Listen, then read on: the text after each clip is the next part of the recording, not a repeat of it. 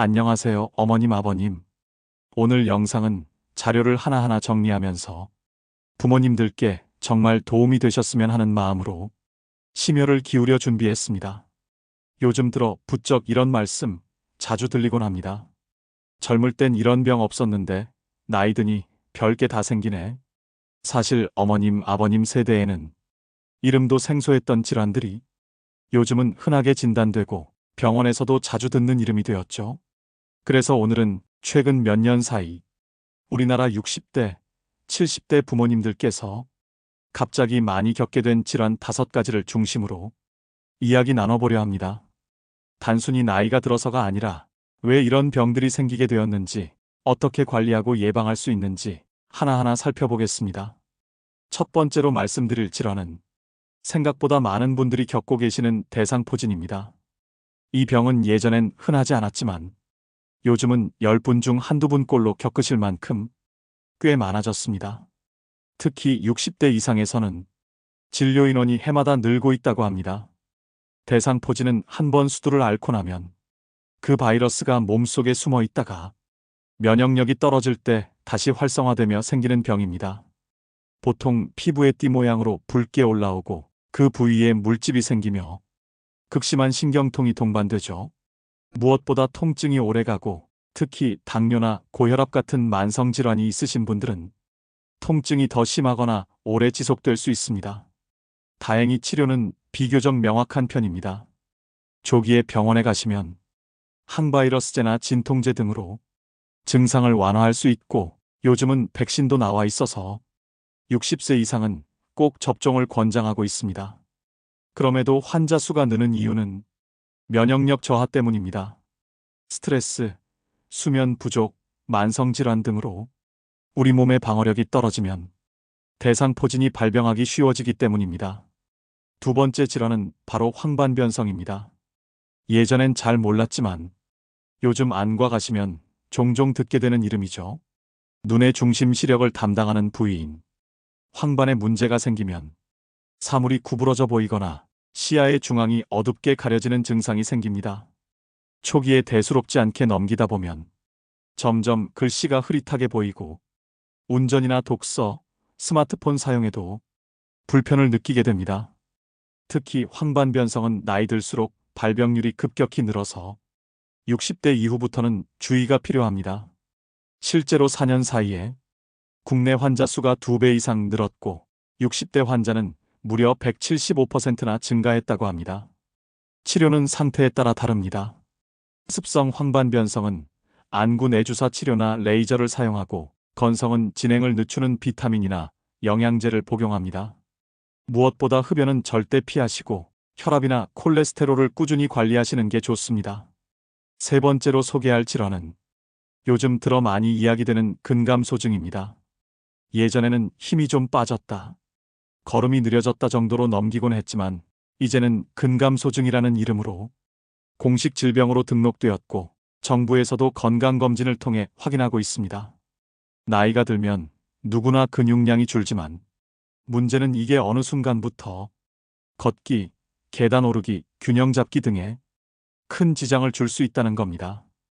우리 몸에서 근육이 약해지면 낙상 위험도 커지고 외출이 줄면서 사회적 활동도 줄어들죠. 특히 여성분들이 더 많이 겪는다고 합니다. 농촌 여성분들의 유병률이 도시보다 2배나 높고 80세 이상은 5분 중 1분이 근감소증 증상을 겪고 계신다고 해요. 이 병은 특별한 약이 있는 것이 아니라 식사와 운동이 핵심입니다. 하루 체중 1kg당 1.2g 이상의 단백질, 비타민 D도 함께 챙기시고 가벼운 웨이트나 맨몸 운동이라도 꾸준히 해주시면 예방에 큰 도움이 됩니다.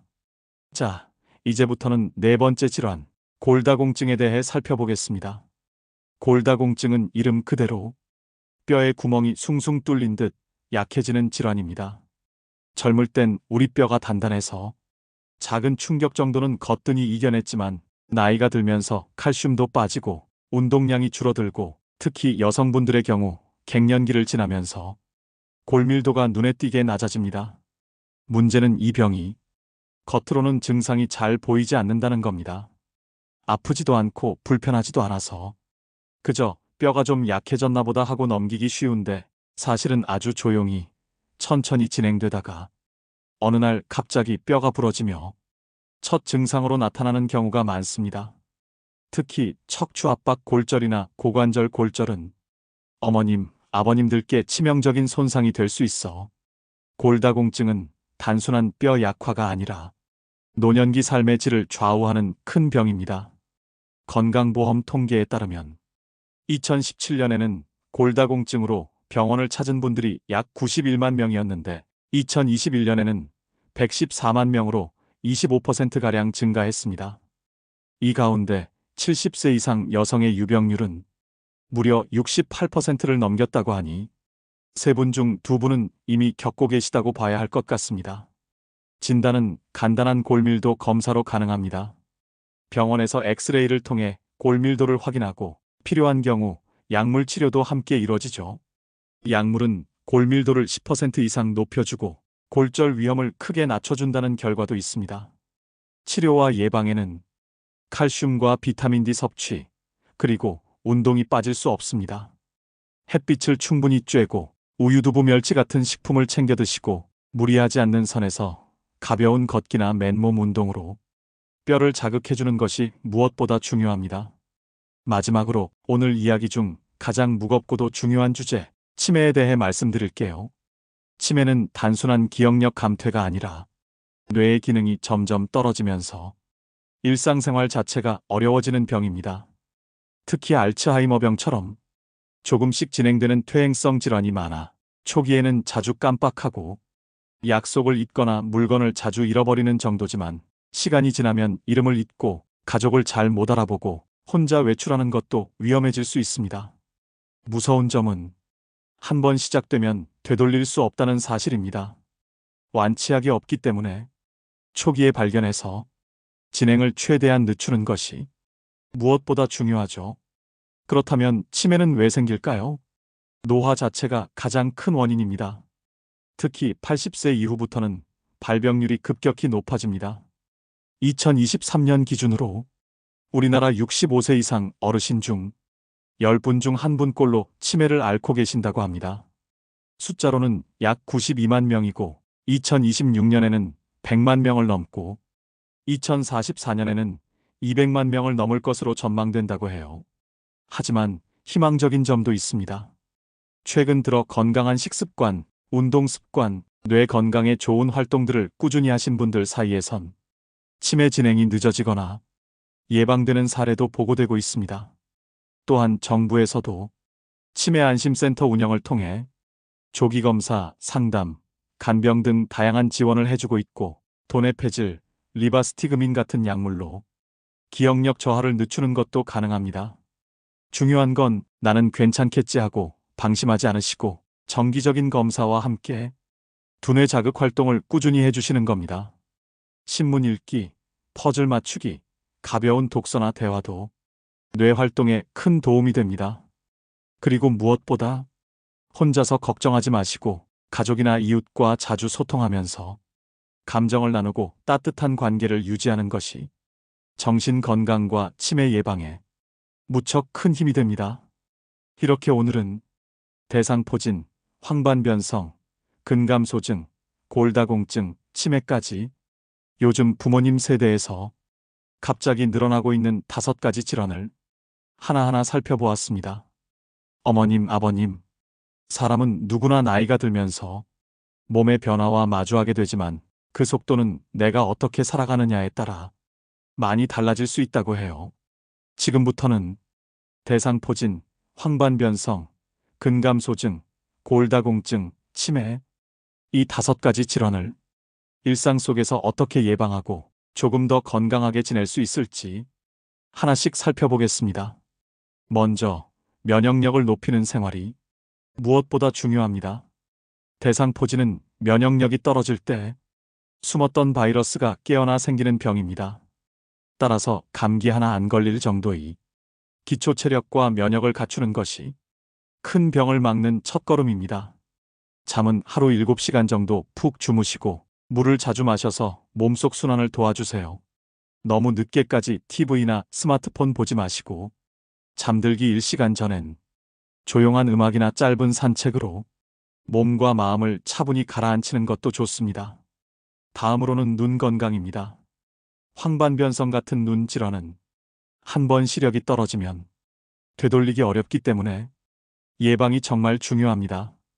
야외 활동을 하실 땐 자외선 차단용 모자나 선글라스를 써주시고, 스마트폰이나 TV 시청은 너무 가까운 거리에서 오래 보지 않도록 의식적으로 조절해 주세요.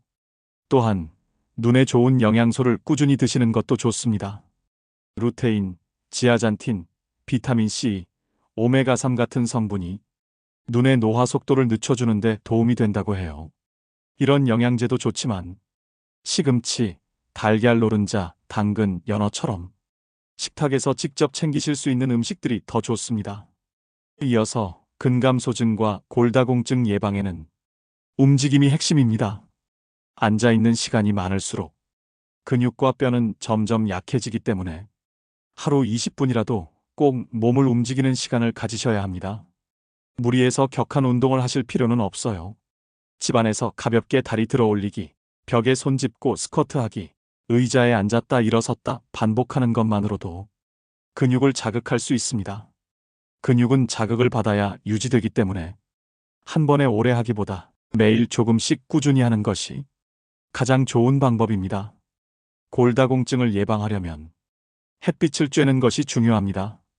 비타민 D는 햇빛을 통해 생성되기 때문에 매일 오전 중 햇살 좋은 시간에 10분 정도만 바깥 산책을 하셔도 뼈 건강에 큰 도움이 됩니다. 그리고 칼슘이 풍부한 음식을 골고루 드시는 것도 중요합니다. 멸치, 두부, 요구르트, 우유, 시금치 등은 뼈를 튼튼하게 해주는 음식입니다. 마지막으로 치매를 막기 위한 생활 습관도 함께 보실까요? 뇌는 자극을 줄수록 활발해집니다.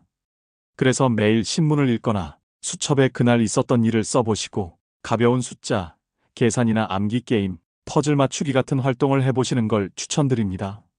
무엇보다 중요한 건 사람들과 대화하는 시간입니다.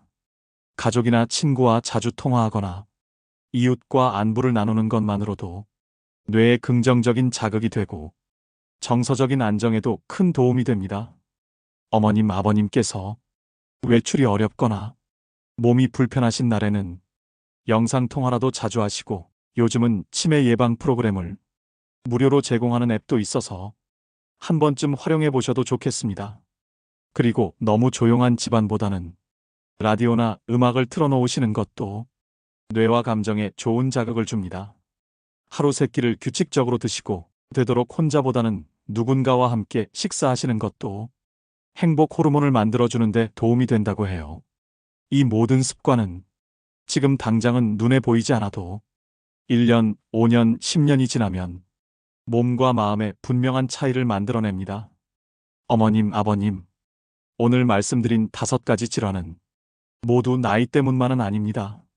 생활 습관, 운동, 영양, 마음가짐을 어떻게 가지느냐에 따라 충분히 늦출 수도 있고 증상을 완화시킬 수도 있습니다. 40살 아들인 저도 부모님께 늘 건강하게 오래 함께 계셔주셨으면 하는 그 마음 하나로 오늘 영상을 준비했습니다. 조금이라도 도움이 되셨다면 너무 감사하겠습니다.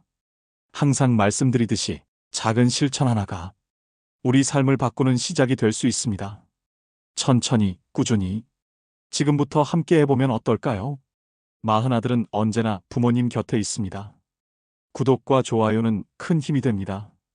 다음 영상에서 또 뵙겠습니다. 감사합니다.